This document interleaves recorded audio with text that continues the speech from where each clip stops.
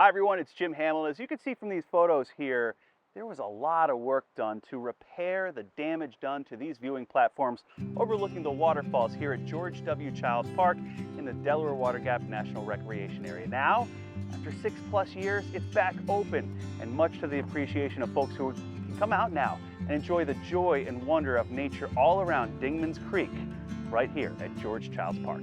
Check it out.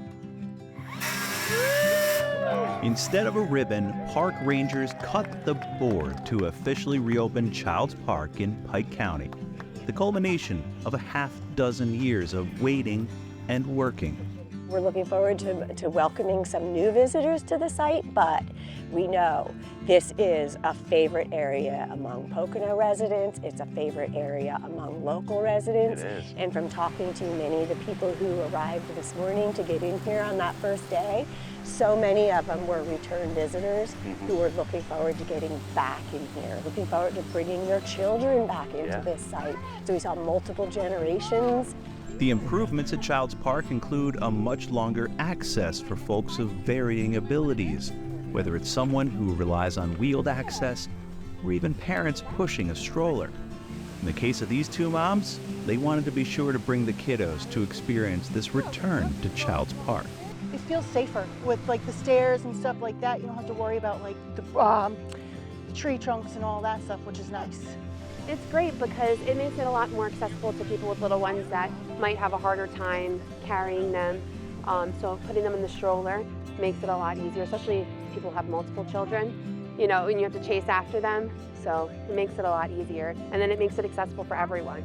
In 2023, you can see from overhead the historic park and the ways a wicked winter storm destroyed the canopy. And so much of the railings, bridges, and stairs. So much damage. And a long process to rebuild so that visitors could navigate this picturesque park safely. It was like a puzzle, lots of different pieces to put together, whether it was the repairs, the damage assessments, the cost estimates, the scopes of work for the contractors, so we knew what we needed them to do, securing funding for each step of the way too. We had to be able to make sure that we had funding to be able to do all of the work that was needed to be done. And again, a lot of the behind the scenes work that has to go into that, where we're making sure that the work that's happening here isn't doing any further harm to the environment. Childs Park dates back to the late 1800s when it was a popular destination for people from the city. Several decades later, the Civilian Conservation Corps built out some of these structures and trails, and the National Park Service cares for it and oversees Childs Park. Hi folks. Hi all. Welcome back. Thank you.